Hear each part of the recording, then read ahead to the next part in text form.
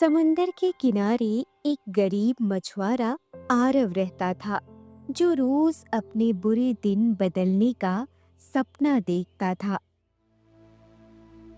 आज बस जाल में अच्छी खासी मछलियां फंस जाएं ताकि ये रोज भारी भरकम जिंदगी से मुझे राहत मिल जाए।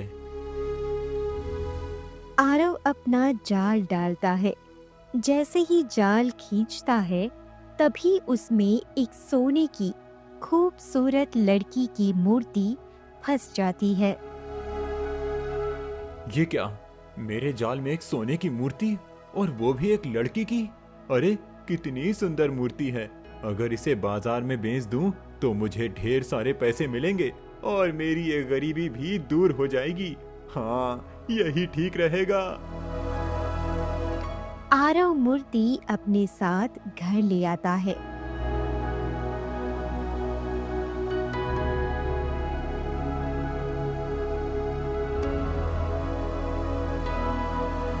और अगले दिन आरव उस मूर्ति को लेकर बाजार जाता है। सेठ जी, ये मूर्ति रख लो। ये बहुत ही कीमती है और सोने की है। बस मुझे इसके बदले कुछ सोने के सिक्के दे दो। अरे सच में ये मूर्ति दिखने में बहुत सुंदर है। ठीक है, ये मूर्ति मुझे दे दो। मैं तुम्हें सोने के सिक्के दे देता हूँ। सेठ मूर्ति को छूता है और अचानक बेहोश होकर गिर पड़ता है। सेठ जी, क्या हो गया? उठिए ना। लगता है कोई गड़बड़ है। मुझे साहूकार के पास जाना चाहिए। आरव मूर्ति लेकर साहूकार के पास ले जाता है। साहूकार जी, ये देखिए, सोने की मूर्ति कितनी सुंदर है। ये बिल्कुल सोने की है और लड़की की है। इसे रख लो और इसके बदले मुझे 100 सोने के सिक्के दे दो। ये तो बहुत अच्छा सौदा है। इतनी बड़ी सोने की मूर्ति सिर्फ 100 सोने के सिक्कों में। ठीक है, मैं तुम्हें सिक्के देता हूँ, लेकिन मुझे मूर्ति दे दो। साहूकार मूर्ति को छूता है और अचानक वह भी बेहोश होकर गिर पड़ता है। अरे नहीं, जरूर कुछ गड़बड़ है, वरना सब बेहोश कैसे हो जाते हैं। तभी सेठ को होश आता है। अरे तू ये मूर्ति लेकर क्यों जा रहा है? मुझे दो ये मूर्ति। सेठ जी, आप तो अभी बेहोश हो गए थे। नहीं, मैं ठीक हूँ। मुझे मूर्ति दीजिए, इसे मेरे गोदाम में रख दो और कल आकर अपने सोने के सिक्के ले लेना। ठीक है सेठ जी, मैं कल आऊंगा। आरव मूर्ति सेठ के गोदाम में रखकर अपने घर चला जाता है।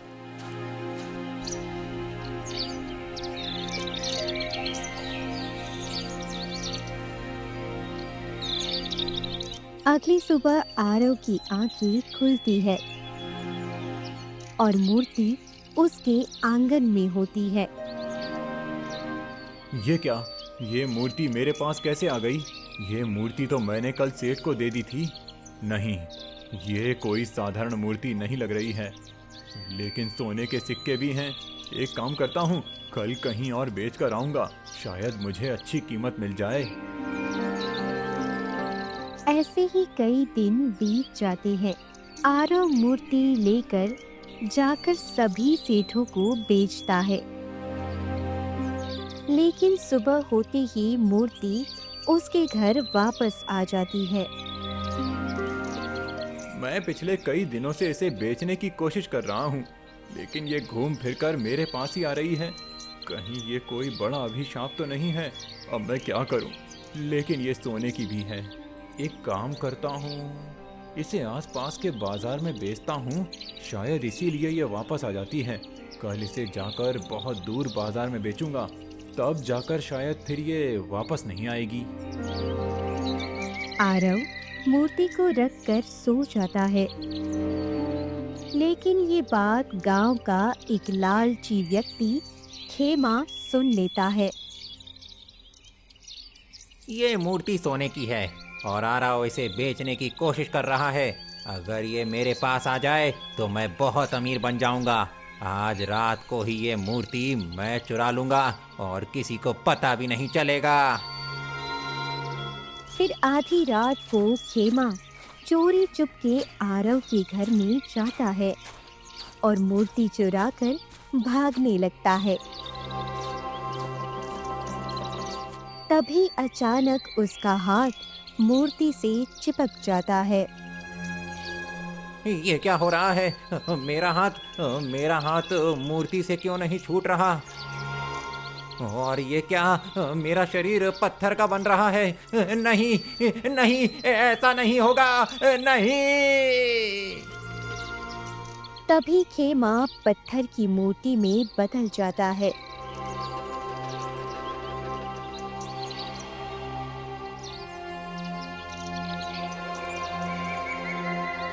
सुबह होते ही गांव वाले जैसे ही वहां से गुजरते हैं, ये कैसा अपशगुन है? अरे देखो, ये तो खेमा है ना, ये तो पत्थर की मूर्ति बन गया है। अरे ये तो एक अभिशापित मूर्ति है, जो भी इस मूर्ति को छुएगा वो पत्थर का बन जाएगा। अरे कोई भी इस मूर्ति के पास मत जाना। लेकिन ये मूर्ति तो शायद मैंने आरव के हाथ में देखी थी। हाँ, मुझे याद आया, वो इस मूर्ति को लेकर बाजार में बेच रहा था सबको। और देखो, यही मूर्ति छूते हुए ये पत्थर की मूर्ति बन गया। अब कहाँ है आरव? आरव को बुलाओ। तभी ये शोर सुनकर आरव भी आ जाता है। क्या हुआ? और ये मूर्ति यहाँ कैसे आ गई? अरे ये श्रापित मूर्ति कहाँ से लेकर आया है? तेरी वजह से देख खेमा को क्या हो गया। ये पत्थर की मूर्ति बन गया है, इसीलिए तुम इस मूर्ति को ले जाकर कहीं फेंक दो।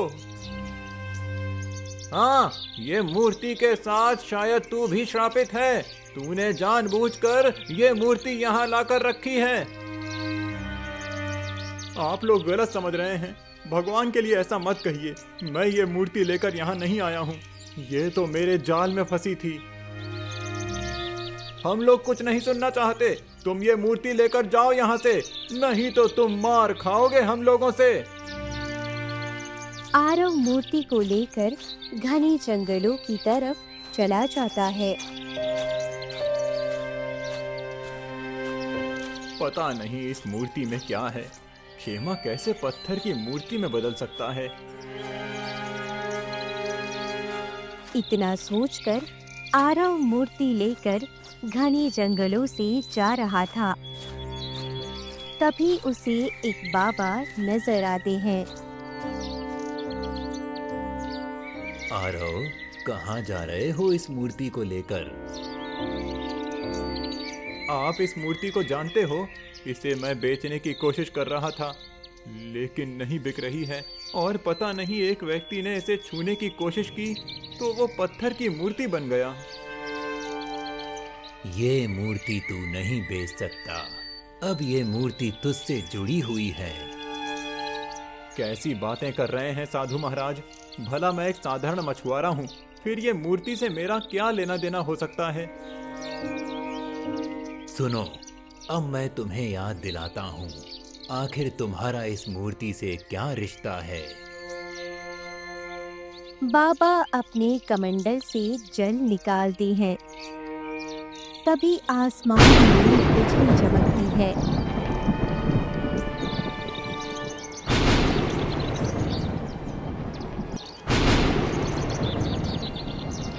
और वो सब के ऊपर छिट देते हैं। पिताजी, मैं एक गरीब मजदूर आरव से प्रेम करती हूँ और उसी से विवाह करना चाहती हूँ। महर, तुम प्रेम करती हो। प्रेम करना गलत नहीं है। मैंने भी तुम्हारी माँ से प्रेम विवाह किया था, लेकिन तुम जानती हो, हमारे पड़ोसी राज्य का राजा तुम्हारी सुंदरता देखकर 2 साल पहले ही तुम्हारे लिए रिश्ता भेज चुका है। हम उसको मना नहीं कर सकते, इसीलिए तुम्हें विवाह उसी राजा से करना होगा। नहीं पिताजी, मैं आरव से प्रेम करती हूँ और उसी से विवाह करूँगी। आप तो जानते हैं, प्रेम करना किसी के बस में नहीं होता है। हाँ महाराज, महर ठीक कह रही है। इसने प्रेम किया है तो उस राजा को हम मना कर देंगे। ठीक है, अगर तुम कहती हो तो मना कर देते हैं, लेकिन उसका परिणाम बहुत बुरा होगा। हम सबको भुगतना पड़ेगा, क्योंकि वो साधारण राजा नहीं है, वो राजा के साथ एक जादूगर भी है। अब कुछ भी हो जाए, महर प्रेम करती है तो हमें ये रिश्ता स्वीकार करना ही होगा। ठीक है सैनिकों, जाओ पड़ोसी राज्य के राजा को कह देना कि हमें उनका प्रस्ताव मंजूर नहीं है। राजकुमारी किसी और से प्रेम करती है और हम उसी के साथ धूमधाम से विवाह करेंगे। सैनिक आज्ञा लेकर निकल पड़ता है।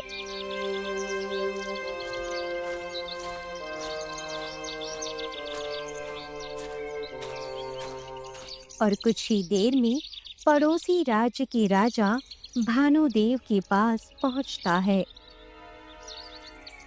सैनिकों, क्या खबर लाए हो मेरे ससुराल से? कब विवाह का उन्होंने मुहूर्त रखा है? महाराज, राजकुमारी महर ने आपसे शादी करने से इनकार कर दिया है। अब वो एक मजदूर आरव से प्रेम करती हैं और उन्हीं के साथ विवाह करना चाहती हैं। इसीलिए मेरे महाराज ने कहा है कि मैं आपको आकर सूचना दे दूं कि आप राजकुमारी महर को माफ कर दीजिए और किसी और से विवाह कर लीजिए। क्या उसकी इतनी हिम्मत है? एक साधारण से लड़के के लिए उसने मेरा प्यार ठुकराया। उसे इसकी कीमत चुकानी पड़ेगी। मैं उसे छोड़ूंगा नहीं। सैनिक वहां से आ जाता है। कुछ ही दिनों में राजकुमारी महर और आरव का धूमधाम से विवाह हो जाता है। राजकुमारी, हमारा विवाह तो हो गया है, लेकिन हमें कुछ ठीक नहीं लग रहा है। शायद कुछ अनहोनी होने वाली है हमारे साथ। आप चिंता मत कीजिए, अब हम दोनों पति पत्नी हैं। कोई हमारा कुछ नहीं बिगाड़ सकता है। हमने सच्चा प्रेम किया है।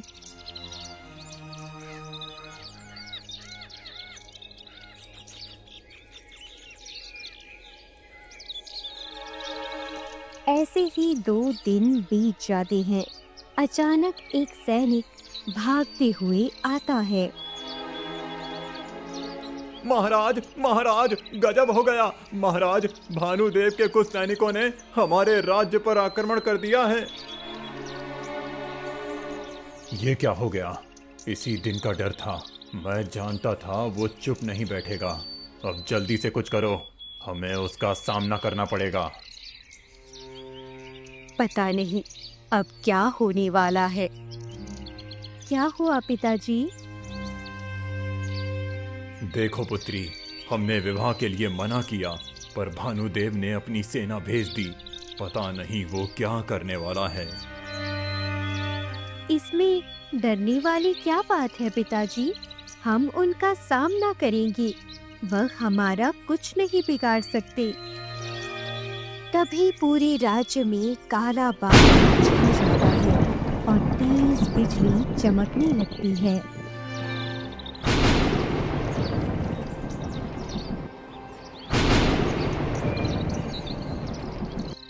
ये कैसे हुआ? अभी तो पूरा राज्य रोशनी में था, अब अचानक काला बादल कैसे छा गया? यही तो उसकी विद्या का प्रभाव है। अब लगता नहीं कि हम उसका मुकाबला कर पाएंगे। वो सैनिक दल के साथ अपनी जादुई शक्ति से भी हमसे मुकाबला करेगा। हम कुछ नहीं कर पाएंगे। तभी अचानक एक तेज रोशनी फैलती है और भानुदेव वहां पर आ जाता है।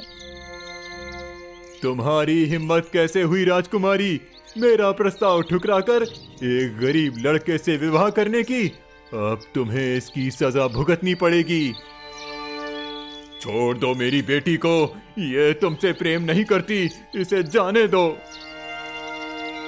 भानुदेव बिना कुछ कहे राजकुमारी महर और आरव को लेकर वहां से गायब हो जाता है और अपने महल में आ जाता है। तुम मुझे अपने महल में क्यों लाए हो? जाने दो मुझे, जाने दो। हमें जाने दो, हम दोनों सच्चा प्रेम करते थे तो विवाह किया है, इसमें कोई गुनाह तो नहीं है, जाने दो। गुनाह है कि मैं इतने सालों से तुम्हारी सुंदरता पर मोहित था और तुम्हारे बालिक होने का इंतजार कर रहा था, लेकिन तुमने एक मामूली लड़के से प्रेम किया। तुम्हें इसकी भारी कीमत चुकानी होगी। मैं अब भी तुम्हें स्वीकार करने को तैयार हूँ। नहीं, नहीं, मैं शादीशुदा हूँ और अपनी पवित्रता कभी भंग नहीं कर सकती। मुझे छोड़ दो, मुझे जाने दो। तुम कुछ भी कर लो, पर मुझे हासिल कभी नहीं कर पाओगे। मैं पहले से ही किसी की पत्नी हूँ। मेरी पत्नी को छूना भी मत, वरना मैं तुझे छोड़ूंगा नहीं। अगर तुम मुझे नहीं मिल सकती तो मैं तुम्हें किसी और का होने भी नहीं दूंगा, समझ गई ना? नहीं, नहीं, नहीं, तुम मुझे कभी अलग नहीं कर सकते। चले जाओ यहाँ से, भगवान के लिए चले जाओ। बस बहुत हो गया। भानुदेव मंत्र पढ़ता है और राजकुमारी पर जादू करता है। तभी एक तेज रोशनी फैलती है और राजकुमारी महर एक सुंदर सोने की मूर्ति में बदल जाती है। ये तुमने क्या किया? मेरी पत्नी को तुमने सोने की मूर्ति में क्यों बदल दिया? छोड़ दो इसे, इसे छोड़ दो। तू चिंता मत कर, तुझे भी जीवित नहीं छोड़ेंगे। सैनिकों, इस मूर्ति को समंदर में फेंक दो ताकि किसी को ये मूर्ति ना मिले, और आरव को जंगल में ले जाकर मार कर फेंक दो। सैनिक मूर्ति लेकर समंदर में फेंक देता है और आरव को जंगल में ले जाकर मार कर फेंक देता है। लेकिन आरव की सांसें चल रही थी। तभी वहां से एक साधु महाराज गुजरते हैं। अरे, इसे किसी ने मार दिया, मुझे इसकी मदद करनी चाहिए। साधु महाराज अपनी जादुई शक्ति से आरव के जख्मों को ठीक कर देते हैं। मैं कौन हूँ? मैं कहाँ हूँ? मुझे कुछ याद नहीं है। तुम्हारा नाम आरव है। तुम एक मछुआरे हो और इसी समंदर के किनारे मछलियां मारते हो। इस दुनिया में तुम्हारा कोई नहीं है। इसी तरह तुम अपना जीवन जियो। ये सब क्या है? और ये मूर्ति मेरी पत्नी है, और आप जानते थे ये सब? हाँ, मैं ये सब जानता था। उस वक्त तुम बहुत कमजोर थे और समय भी सही नहीं था, इसीलिए मैंने तुम्हें पूरी सच्चाई नहीं बताई। इसे किस्मत पर छोड़ दिया। जो किस्मत तुम्हें तुम्हारे सारे सवालों का जवाब देगी। मेरी पत्नी के साथ इतना कुछ गलत हुआ और मैंने इतने दिनों तक अपनी पत्नी को याद तक नहीं किया। बहुत गलत हुआ। अब मैं अपनी पत्नी को कैसे ठीक करूं? मेरी पत्नी कितनी पीड़ा में है। बाबा, मुझे कोई रास्ता बताइए जो मैं अपनी पत्नी को फिर से इंसान बना सकूं। इसके लिए तुम्हें भानुदेव के पास जाकर उसकी काली शक्ति समाप्त करनी होगी। उसका अहंकार तोड़ना होगा, तभी राजकुमारी अपने असली रूप में लौटेंगी। ठीक है, मैं ये करने को तैयार हूँ, पर मैं एक साधारण इंसान हूँ। मैं जादूगर राजा का सामना कैसे करूँगा? वो तो मेरी चटनी बना देगा। तुम चिंता मत करो, मैं समय पर तुम्हारा साथ दूंगा। पहले तुम इसे ले जाकर उसके माता पिता के पास पहुंचाओ। वो दोनों रो रो कर पागल हो गए हैं। आपका बहुत बहुत धन्यवाद। मैं राजकुमारी महर की मूर्ति लेकर राजमहल जाता हूँ। फिर आरव राजकुमारी मेहर की मूर्ति लेकर राजमहल आता है। आरव, तुम जिंदा कैसे हो गए? और तुम ठीक तो हो? मेरी बेटी कहाँ है? उसका कोई पता नहीं चल रहा है। हम लोग उसी दिन से परेशान हैं जब भानुदेव तुम दोनों को हमारे राज्य से ले गया था। हाँ, हमने सोचा था कि तुम और हमारी बेटी मारे गए होंगे। हमने सैनिक भेजे पर कहीं कोई पता नहीं चला। अगर तुम जिंदा हो तो मेरी बेटी कहाँ है? महाराज, माफ कर दीजिए, मैं अपनी पत्नी की रक्षा नहीं कर सका। ये जो सोने की मूर्ति है, ये कोई और नहीं बल्कि मेरी पत्नी मेहर है। ये तुम क्या कह रहे हो? मेरी बेटी सोने की मूर्ति कैसे बन सकती है? मैंने सोचा था तुम दोनों मारे गए होंगे। जब भानुदेव हमें अपने महल में ले गया तब उसने मेहर को अपनी पत्नी बनाने की कोशिश की। मेहर ने मना किया, इसीलिए उसने अपनी जादुई शक्ति से मेहर को सोने की मूर्ति बनाकर समंदर में फेंक दिया और मुझे जंगल में मार कर फेंक दिया। पर साधु महाराज ने मेरी मदद की और मुझे बचा लिया, इसीलिए मैं जिंदा हूँ और अब मेरी याददाश्त वापस आ गई है। फिर अब मेरी बेटी को कैसे पहले जैसा बना सकते हैं? क्या करना होगा कि मेरी बेटी इस मूर्ति से फिर से इंसान बन जाए? मुझे भानुदेव के पास जाना होगा और उसे परास्त करना होगा, तभी राजकुमारी अपने असली रूप में लौटेंगी। पर तुम ये कैसे कर पाओगी? वो शक्तिशाली है, तुम कुछ नहीं कर सकती और वो जादूगरी भी करता है। तुम ये भूल कैसे सकते हो? तभी तेज रोशनी होती है और साधु महाराज प्रकट होते हैं। आप चिंता मत करिए रानी, ये काम संभव है, मैं इसमें मदद करूंगा। आप कैसी बातें कर रही हैं साधु महाराज? यह कैसे हो सकता है? साधु महाराज अपने कमंडल में हाथ डालते हैं और एक जादुई फूल निकालकर आरव के हाथ में देते हैं। ये फूल ले जाओ, ये कोई साधारण फूल नहीं है। मैंने इसे तिरकुट पर्वत के गर्भ में कई वर्षों तक तपस्या करके प्राप्त किया है। तब ब्रह्मदेव ने खुश होकर मुझे ये फूल दिया। जैसे ही तुम इसे राजा के सामने रखोगे, इस फूल से तेज रोशनी निकलेगी। उस रोशनी से भानुदेव की सारी शक्तियां इसमें समा जाएंगी और वो एक साधारण मनुष्य में बदल जाएगा। साधु महाराज, आपका बहुत बहुत धन्यवाद। मैं अभी इसी समय राज्य के लिए निकल पड़ता हूँ। आरव सोने की मूर्ति वहीं छोड़कर पड़ोस राज्य की ओर निकल जाता है। कुछ ही देर में वो भानुदेव के राज्य में पहुंचता है। तुम जिंदा कैसे बच गए? सैनिकों, पकड़ो इसे और अभी फिर मार कर फेंक दो। जो नेक कर्म करता है वो कभी नष्ट नहीं होता। राजा, तुमने हम सबके साथ अन्याय किया और धोखे से मारने की कोशिश की। जो सच्चाई पर विश्वास करता है उसकी रखवाली भगवान करते हैं। आज तेरी खतरनाक चाल का अंत होगा। तू मेरा क्या बिगाड़ सकता है? तू एक मामूली इंसान है और मुझ जैसे जादूगर का कुछ नहीं कर सकता। आज मैं तुझे अपने जादू से जलाकर राख कर दूंगा। भानुदेव अपनी शक्ति का उपयोग करता है।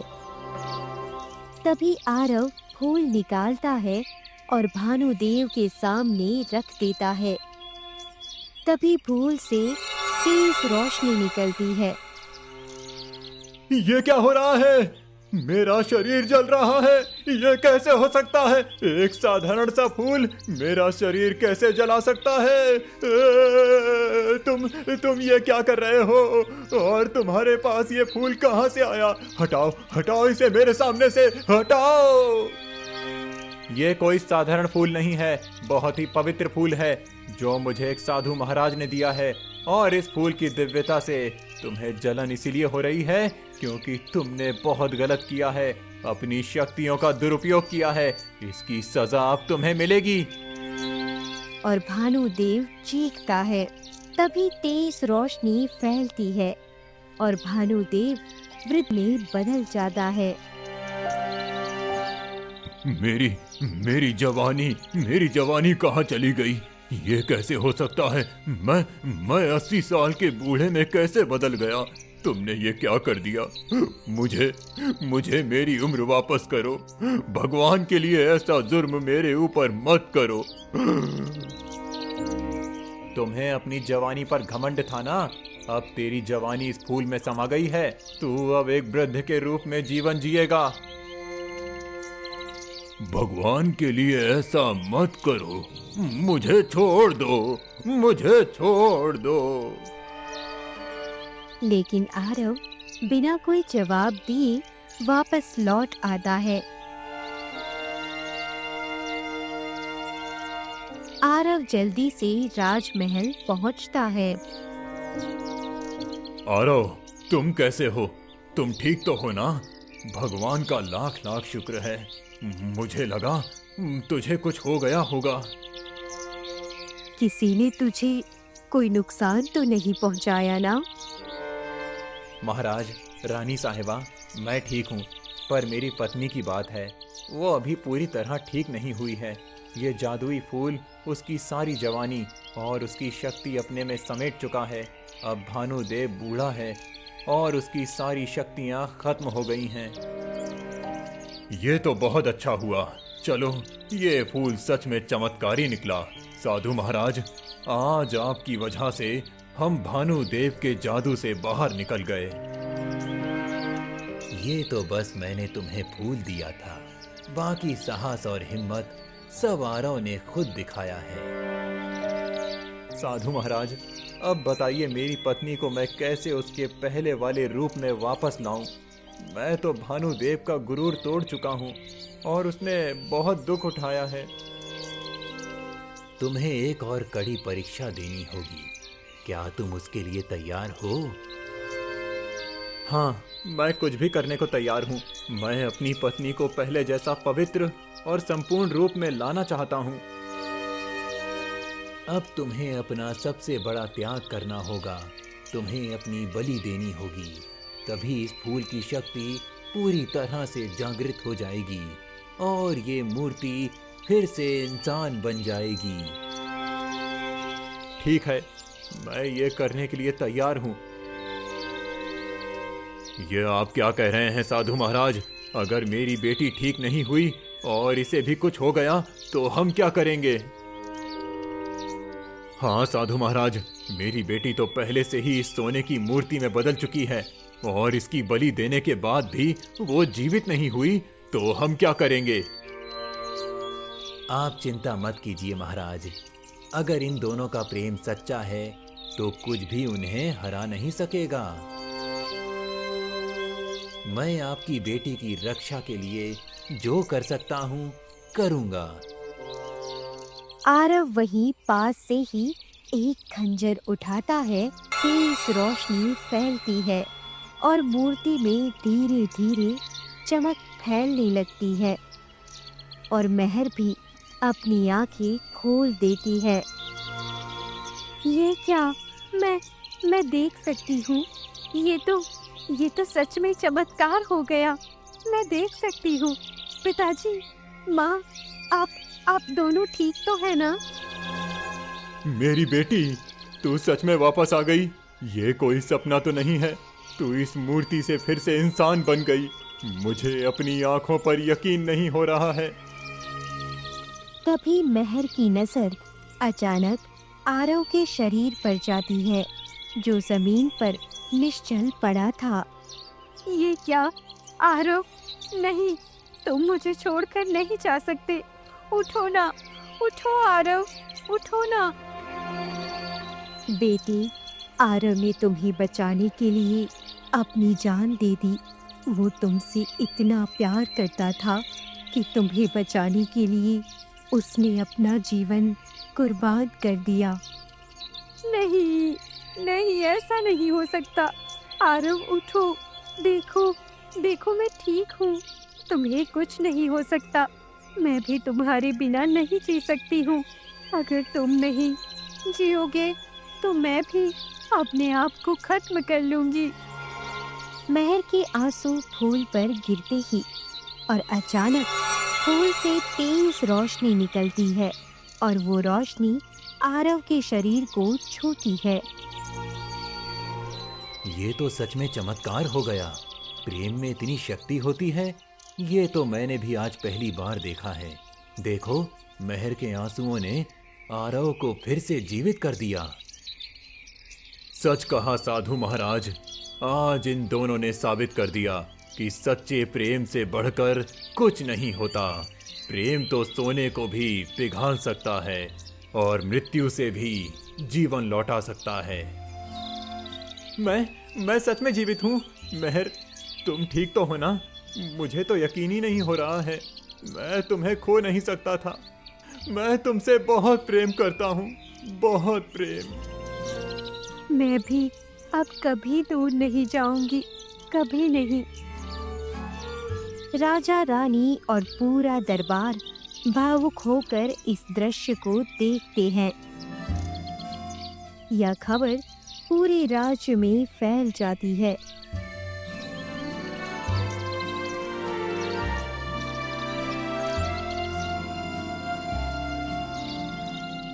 गांव के लोग आपस में बातें करते हैं। सभी आरव की तारीफ करने लगते हैं। अरे तूने सुना, जो मछुआरा था ना आरव, वही इस राज्य का असली राजा निकला। क्या कह रहा है तू? ऐसा कैसे हो सकता है? हाँ, अब उसकी याददाश्त लौट आई है और जो हमारी राजकुमारी वर्षों से गायब थी वो भी वापस आ गई है। ये तो सच में चमत्कार हुआ है। और उस दिन के बाद से आरव और महर राज्य के राजा और रानी बनकर सदा के लिए खुशी खुशी रहने लगे। तो दोस्तों, कैसी लगी आपको ये कहानी? हमें कमेंट के जरिए जरूर बताएं और साथ ही ऐसे और मजेदार कहानी के लिए चैनल को सब्सक्राइब करें। धन्यवाद।